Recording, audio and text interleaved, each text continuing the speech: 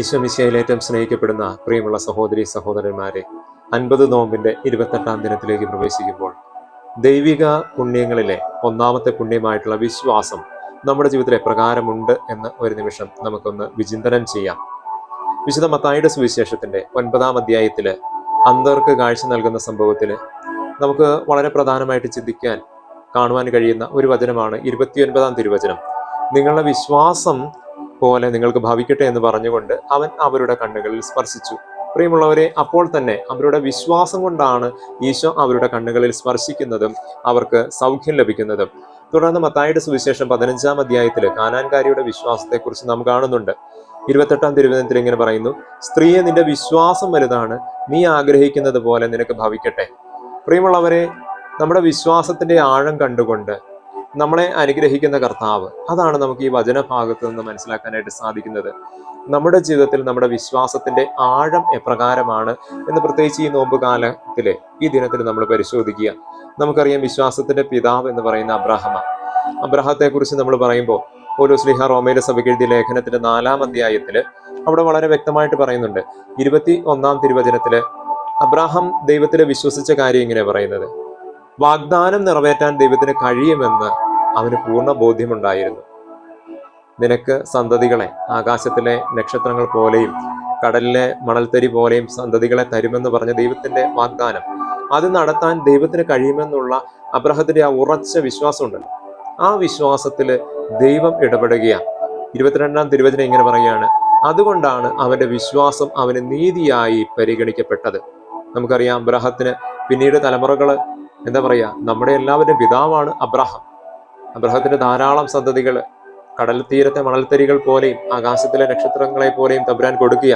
അപ്പോൾ പ്രിയമുള്ളവരെ, വിശ്വാസത്തിന്റെ ആഴം അത് എത്രമാത്രമുണ്ട് എന്ന് ഇന്നേ ദിവസം നമ്മളൊന്ന് പരിശോധിക്കുക.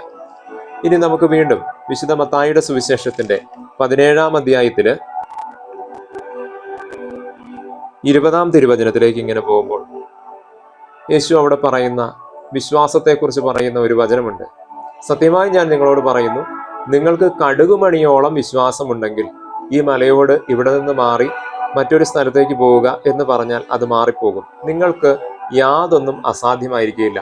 പ്രിയമുള്ളവരെ, ഇവിടെ നമ്മൾ വിശ്വാസത്തിന്റെ ആഴം, വിശ്വാസത്തെക്കുറിച്ച് പറയുന്നത് ഒരു കടുകുമണിയോളം വലിപ്പമുണ്ടെന്നാണ് തമ്പുരാൻ പറയുന്നത്. പ്രിയമുള്ളവരെ, നമുക്കറിയാം, കടുകുമണി എന്ന് പറയുമ്പോൾ വളരെ ചെറുതാണ്.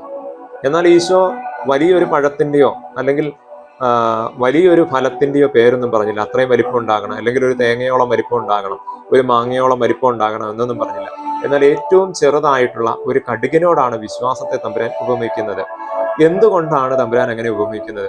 പ്രിയമുള്ളവരെ, മറ്റു പഴങ്ങളോ അല്ലെങ്കിൽ ഒരു ആപ്പിള്, ഒരു ഓറഞ്ച്, അതേപോലെയുള്ള മറ്റ് പഴങ്ങളൊക്കെ എടുത്തു കഴിഞ്ഞാൽ അത് നമുക്ക് എളുപ്പത്തിൽ അതിനെ പൊട്ടിക്കാൻ അല്ലെങ്കിൽ അതിനെ ഞെക്കിക്കഴിഞ്ഞാൽ അത് ചീത്തയായി പോകാനായിട്ട്, നശിച്ചു പോകാനായിട്ടുള്ള ഒരു സാധ്യതയുണ്ട്. എന്നാൽ കടുകുമണിയോളമുള്ള വിശ്വാസം എന്ന് പറയുന്നത് വിശ്വാസത്തിന്റെ ദൃഢതയാണ് സൂചിപ്പിക്കുന്നത്. കാരണം നമുക്കറിയാം, നമ്മുടെ കയ്യിൽ വെച്ചുകൊണ്ട് ഒന്ന് ഞെക്കിക്കഴിഞ്ഞാൽ പൊട്ടിപ്പോകുന്ന ഒന്നല്ല കടുകിനെ പൊട്ടിക്കുക എന്ന് പറയുന്നത് വളരെ എളുപ്പമല്ല. അത്രയും കട്ടിയുള്ള ദൃഢമായിട്ടുള്ള ഒരു വിത്താണ് കടുക് എന്ന് പറയുന്നത്. അപ്പോൾ വിശ്വാസം അതിന്റെ വലിപ്പമല്ല, അതിന്റെ ദൃഢതയിലാണ്, ആഴത്തിലാണ് ഏറ്റവും പ്രാധാന്യമെന്ന് ഈശോ നമ്മെ ഓർമ്മിപ്പിക്കുക.